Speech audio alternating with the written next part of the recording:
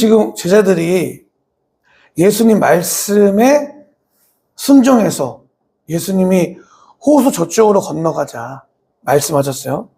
그 말씀에 순종해서 갈릴리 호수에 배를 띄우고 출발을 했는데 사나운 바람, 풍랑을 만난 거예요. 이 배에 내 몸을 온전히 맡겨서 배를 타고 가는데 그 배가 풍랑을 만나서 흔들리게 된다면 엄청난 존재 자체가 흔들리는 공포를 경험할 수 있는 거예요. 여러분들도 마찬가지겠죠. 여러분들도 혹시 여러분의 인생 가운데 풍랑을 만난 분들도 계시고 다 지난 분들도 계시고, 근데 여러분 오늘 저는 이 말씀을 묵상하면서 저도 같은 두려움이 있음을 보게 됐어요. 제가 자비량으로 일을 하면서 이렇게 목회를 하고 있는데 저도 모르게 제가 하고 있는 그 직업, 이 일을 너무 저도 모르게 몰랐었는데 하나님보다 더 의지하고 있지 않았나 생각이 들었어요. 제가 이제 소속돼 있는 회사가 일을 못 딴 거예요. 영업이 안 된 거예요. 그래가지고 그 회사에 소속된 사람들이 갑자기 3월 달부터 되게 힘들어지게 된 거예요. 저도 이제 그 속에 있는데, 저도 그 일이 겪기 전에 제가 그런 마음이 든 적이 있어요. 퇴근해서 오면서, 아, 그래. 몸은 힘들지만, 이렇게, 일하면서 목회하는 거 할만하구나.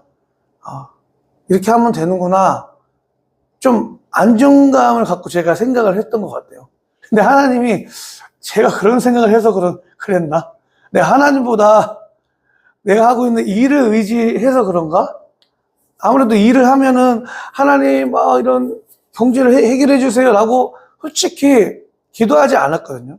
의지하지 않았거든요. 그냥 하나님 은혜에서 내가 은혜 안에서 일을 하고 있지, 이 정도만 생각을 했지. 근데 이 일이 막 흔들리니까 저도 순간 마음이 조금 위축이 되더라고요. 그러니까 제자들하고 똑같은 거예요. 제가 개척한 지 지금 이제 3년 차인데, 여러분, 하나님께서 2년 동안 쉴 수가 없이 먹이고 입히시고 정말 풍성하게 우리 교회를 이끄셨는데, 그럼에도 불구하고 내 안에 이런 하나님을 신뢰하지 못하고 믿지 못하는 마음이 있구나. 근데 오늘 성경을 보니까 여러분, 예수님의 제자들은요, 예수님과 함께 배를 타고 있어요. 예수님을 눈으로 직접 보고 있고 만나고 있고 함께 동행하고 있음에도 불구하고 여러분 어떻습니까? 풍랑이 기니까 엄청난 두려움에 사로잡힌 제자들의 모습을 우리는 보게 되는 거예요. 그러니까 성경은 여러분, 이런 제자들의 모습을 기록하는 목적은 뭘까요?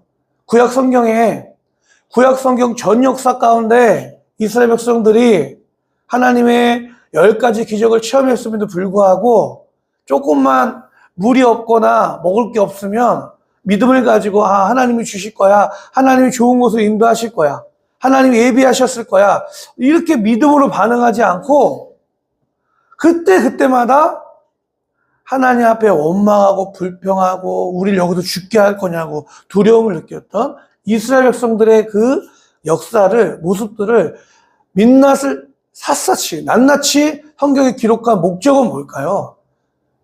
이스라엘 백성의 모습이, 오늘 예수님의 제자들의 모습이, 그런 본성과 그런 성질들이 우리 안에 있음을 말씀하고 있는 거예요. 풍랑에서 여러분, 풍랑을 만났을 때 제자들이 예수님을 깨우고 있는 거예요. 그러니까 우리 표현으로 하면 뭐 하는 거예요? 기도하는 거예요. 전적으로 지금 이 풍랑 앞에서 제자들이 할 수 있는 거라고는 기도밖에 없어요. 제자들이 이렇게 얘기하지 않았어요. 예수님, 어서 일어나세요. 저희가 어떻게 해야 될까요? 저희가 돛을 어떤 방향으로 해야 될까요? 제가 노를 어떻게 저어야 될까요? 이 풍랑 앞에서 이 배 안으로 들어오는 이 물들을 우리가 어떻게 감당해야 될까요? 어떻게 해야 될까요? 라고 얘기하지 않았다는 거예요. 어떻게 했어요? 전적으로 예수님을 의지하는 거예요. 전적 의존, 전적 신뢰, 전적 의지. 여러분, 우리가 풍랑을 만났을 때 나의 힘으로 어떻게 막 이렇게 하려고 할 때 오히려 일이 꼬일 때가 있어요. 그때 우리가 나의 이성과 방법과 나의 상식과 그동안 내가 살았던 경험을 다 내려놓고 이 문제가 내가 해결할 수 있는 문제가 아니구나 라고 빨리 인정을 하고, 내가 해결할 수 있는 문제가 아니라면 어떻게 돼요? 이 문제를 해결할 수 있는 예수님을 깨워야 되는 거죠. 예수님께 전적으로 의존하고 의지하고 신뢰하고 주님께 뭐 해야 될까요? 기도해야 된다는 거예요. 오늘 예수님께서 처음과 나중 되시는, 시간을 주관하시는, 역사를 주관하시는, 우주 만물을 창조하신 하나님의 아들 예수님께서 지금 이 상황을 모르고 계셨을까요? 알고 계셨죠. 그 예수님께서 알고 계셨는데 호수 저쪽으로 건너가자라고 했을 때 제자들에게 이 풍랑을 통해서 뭔가를 가르쳐주고 싶었던 거예요. 뭘까요, 그게? 제자들이, 예수님께서 일어나셔서 그 파도를 향해서 꾸짖으시면서 혼내시면서 되게 웃기죠. 풍랑이 일었는데 풍랑을 혼내셨다는 거예요. 제가 예전에 그 대저동 순복음교회에서 이 본문으로 어떤 선교사님, 아프리카에서 선교하시는 선교사님이 이 본문으로 설교하셨는데, 그분이 이제 영어로 선교를 하시잖아요. 그러니까 여기서 예수님께서 바다를 향해서 shut up! 이랬다는 거예요. 그게 너무 웃겼어요. 그만 닥치라는 거죠. 그만 잠잠해라. 풍랑을 향해서. 예수님께서 말씀하시니까 풍랑이 어떻게 돼요? 잠잠해졌어요. 그 제자들이 깨달은 게 있어요. 뭐요? 아니, 예수님이 도대체 누구시기에 바람과 물을 호령하시니 바람과 물조차도 그에게 복종하는 거, 퀘스천이 생긴 거예요. 이분이 도대체 누구지? 예수님께서 수도 없이 내가 하나님의 아들이고 내가 모든 인류의 죄를 담당할 대속제물로 이 땅에 왔다는 것을 말씀하셨는데 그냥 지식으로만 알고 있었던 거죠. 근데 본인들이 풍랑을 만났고 그 풍랑이 잠잠해지는 것을 정말 실제적으로 체험하니까 이분이 진짜 누구지? 경험적으로 질문이 생긴 거예요. 여러분, 우리도 마찬가지입니다. 하나님께서 우리에게 풍랑을 허락하실 때가 있어요. 고난을, 우리 존재 자체를 흔드는 그런 문제를 허락하실 때 그 목적은 너무나 정해져 있는 거예요. 뭐예요? 고난을 허락하셨을 때, 하나님께서 하나님이 하나님 되심을 나에게 가르쳐 주고 싶구나. 이 고난을 함께 예수님과 통과하면서 하나님이 어떤 분이신지를 가르쳐 주고 싶구나. 고린도서 1장 8절 말씀, 형제자매 여러분, 우리가 아시아에서 당하는 환난을 여러분이 알기를 바랍니다. 우리는 힘에 겹게 너무 짓눌려서 마침내 살 희망마저 잃을 지경에 이르렀습니다. 우리는 이미 죽음을 선고받은 몸이라고 느꼈습니다. 그렇게 된 것은 우리 자신을 의지하지 않고 죽은 사람을 살리시는 하나님을 의지하게 하기 위함이었습니다. 하나님께서는 이렇게 위험한 죽음의 고비에서 우리를 건져주셨고 지금도 건져주십니다. 또 앞으로도 건져주시리라는 희망을 우리는 하나님께 두었습니다. 아멘. 바울이 얘기하는 겁니다. 바울이 고린도 교회 성도들에게 편지를 쓰고 있는데, 내가 당한, 아시아에 있을 때 내가 당한 환난을 여러분들이 좀 알았으면 좋겠습니다 라고 하는 거예요. 내가 그 고난 때문에 힘에 겹게 너무 짓눌려가지고 마침내 살 희망마저 잃을 지경에 이르렀대요. 여러분, 바울이 누구예요? 바울이 누구예요? 신약 성경의 27권 중 13권을 기록한 대신학자요, 사도 중에 사도요, 선교 목사 중에 최고의 선교사, 최고의 목사 아니에요? 그랬는데 사도 바울이 솔직하게 얘기하고 있는 거예요. 솔직하게. 내가 너무 힘들어가지고, 너무 눌려가지고 마침내 살 희망마저 잃었다는 거예요. 난 죽게 되었구나.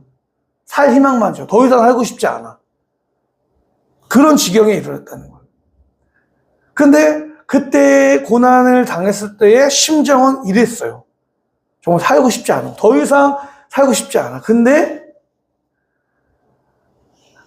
고난을 지나고 나서 깨달은 것이 있어요. 그게 뭐예요? 아, 이 고난은, 그렇게 된 것은, 우리 한번 읽어볼까요? 그렇게 된 것은 우리 자신을 의지하지 않고 죽은 사람을 살리시는 하나님을 의지하게 하기 위함이었습니다. 아멘.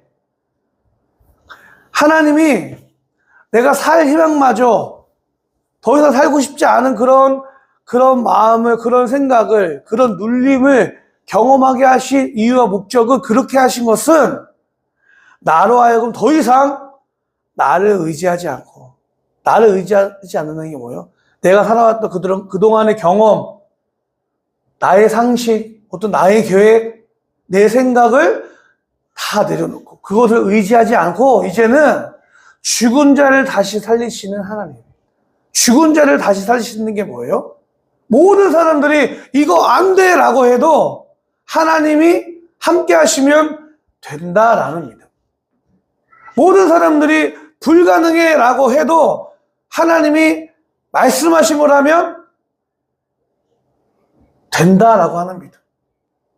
그러니까 0.0001%의 가능성이 없음에도 불구하고 하나님이 함께 하신다면 할 수 있다는 그런 믿음을 가지게 하시기 위해서 죽은 사람을 다시 살리시는 하나님이란 뜻이 그런 거예요.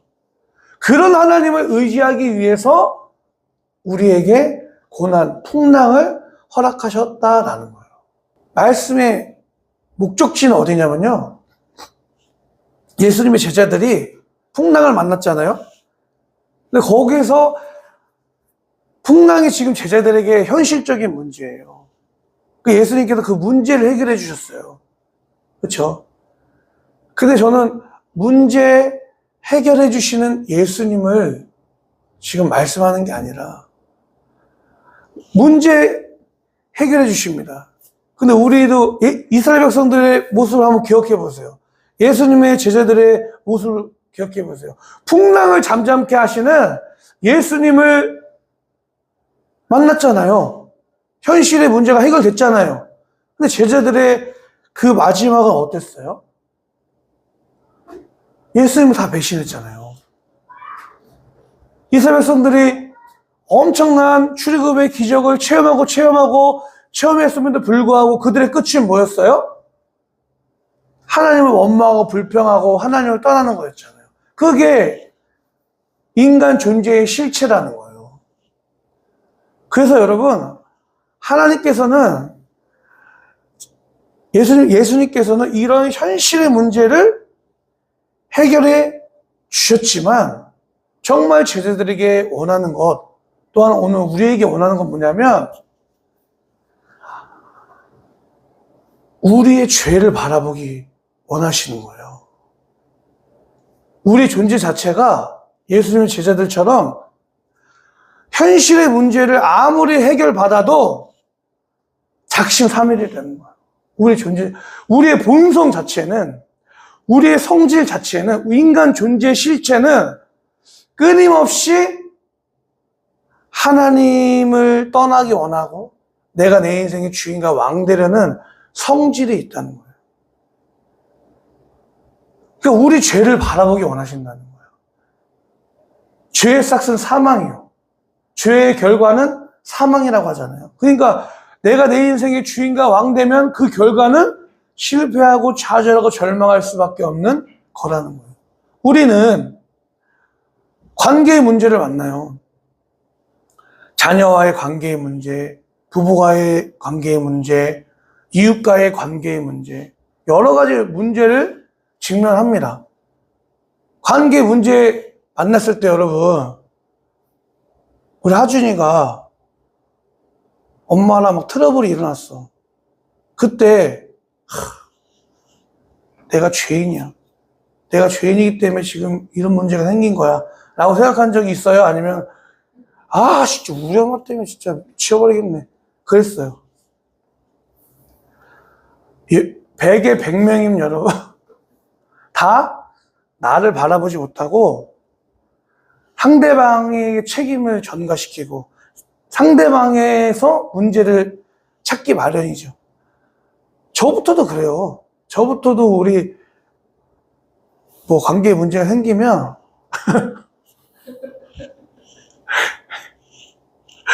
관계에 문제 생기면 그래요. 저도 네. 상대방에서 문제를 찾잖아요. 그렇죠? 근데 성숙한 건 뭐예요? 여러분? 예수님께서 원하시는 건 뭐냐면 너의 문제는 남편의 문제가 아니야. 너의 문제는 아내의 문제가 아니야. 너의 문제는 자녀가 문제가 아니야. 너의 문제는 엄마의 문제가 아니야. 너의 문제는 너 친구의 문제가 아니야. 성경은 뭐라고 얘기하고 있냐면 그 문제의 원인은 바로 너 안에 있는 죄야 라고 얘기하는 거죠. 죄. 말세에 나타나는 특징 중 제일 첫 번째가 뭔지 아세요? 말세에 이 세상에 나타나는 징조, 특징 중 바울이 말하는 막 기근이 일어나고 전쟁이 일어나고 이런 거는 마태복음에서 예수님께서 말씀하셨지만 바울이 말하는 말세에 사람들에게 나타나는 특징이 뭐냐면 첫 번째가 뭐냐면 자기를 사랑하는 거예요. 자기를 사랑하는 거예요. 자기를 연민하게 되는 거예요. 그게 말세에 나타나는 특징이라는 거예요. 여러분 지금 유튜브나 범죄, 사건 일어나는 거 뭐예요? 본질적으로 보면 자기 사랑 때문에 다 죽는 거예요. 자기가 세상에서 제일 불쌍해. 내가 지금 세상에서 제일 내가 맞아. 자기를 너무 사랑하니까 누군가를 위해서 희생하는 거는 너무 안 되는 거예요. 내가 다치면 상대방을 죽여서라도 자기를 보호하려고 하는 거예요. 그게 말세에 나타나는 특징이라는 거예요. 그러니까 여러분 오늘 우리는 문제가 생겼을 때 저도 마찬가지예요. 하나님 이 문제를 잘 돌파하게 해주세요. 이 문제를 잘 통과하게 해주세요. 하나님 지금 너무나 어려운데 하나님 이 문제를 제가 잘 극복하게 해주세요. 1차적으로는 그렇게 기도합니다. 맞아요. 그렇게 기도해야 돼요. 근데 그 다음에는 하나님 저의 본질적인 모습을, 제 죄를, 저의 실체를 저의 관점이 아니라 하나님의 관점, 성경의 관점으로 제가 어떤 사람인지를 바로 보게 해주세요. 라고 기도해야 됩니다. 이 기도가, 우리 기도가 거기까지 가지 않으면 문제 해결되잖아요? 그럼 또 다시 원래대로 돌아오는 거예요. 성경 말씀을 통해서 성령 하나님의 그 밝게 비춰주시는 그 조명하심의 은혜 안에서 내가 어떤 존재라는 것을 내 본성, 내 죄성을 바로 볼 수 있어야 되는 거예요. 그걸 깨닫게 되잖아요. 내가 정말 죄인이구나 라는 것이 지식이 아니라 머리가 아니라 가슴으로 알게 되잖아요. 그게 정말 실제가 되잖아요. 그러면 더 이상 내가 사람 때문에 죄 때문에 내가 이렇게 됐어 이게 안 되는 거예요. 어떤 공동체 안에서 사람들이 내 말을 막 들어주지 않아. 내 말을 막 무시해. 내가 좀 소외되는 것 같아. 왕따 당한다고 해서 거기에 휘둘리지 않게 되는 거예요. 아, 내가 죄인이구나. 하나님이 이것을 통해서 나에게 뭔가를 말씀하시기 원하는구나. 이런 해석이 되어지는 거예요. 그리고 하나님, 저는 하나님 없으면 안 되는 사람이에요. 제가 김성교 선교사님이라는 분이 계신데, 그분이 막 울면서 막 그런 얘기를 하더라고요.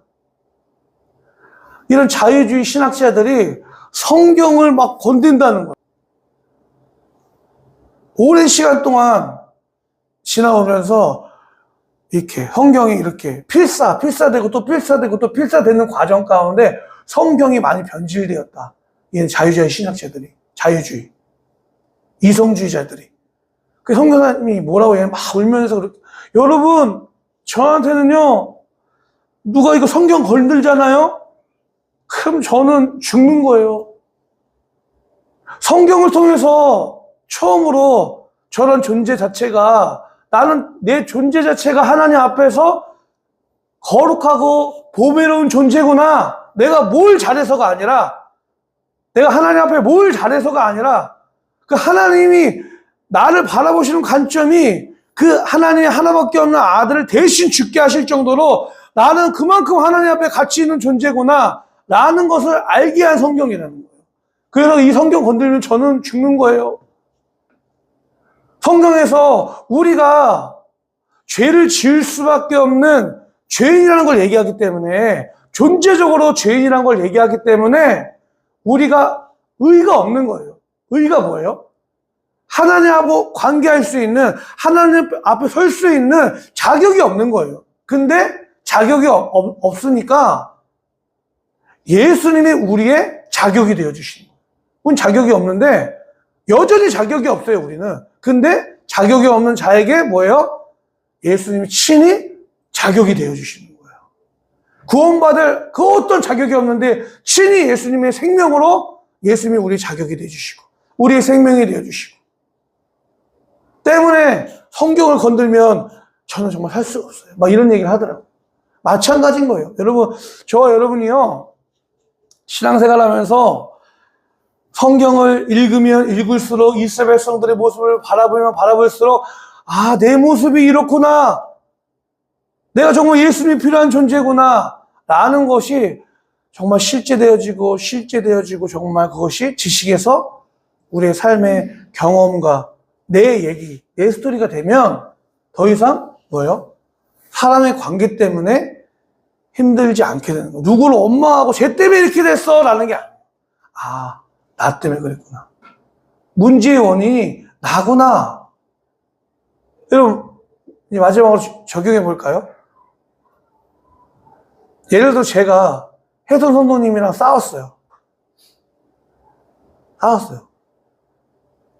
그 제가 성도님한테, 성도님이 그런 식으로 하니까 제가 그런 말을 한 거예요. 막 이래요. 어때요? 은혜로워요? 성도님이 그렇게 하시니까 제가 그렇게 한 거잖아요. 전혀 은혜롭지 않죠. 그럼 제가 어떻게 해야 될까요? 성도님, 제가 기도했는데 하나님이 너가 죄인이라고, 너 죄 때문에 관계가 그 모양이 됐다고, 그렇게 됐다고 하나님 알게 하셨어요. 죄송합니다. 용서해 주세요. 어때요? 은혜롭죠? 다현아, 그치? 그냥 은혜가 되잖아, 그치? 근데 우리도 마찬가지인 거예요. 모든 관계 안에서 여러분, 문제의 원인을 밖에서 찾기보단 내 안에 있는 죄에서 찾아야 되는 거예요.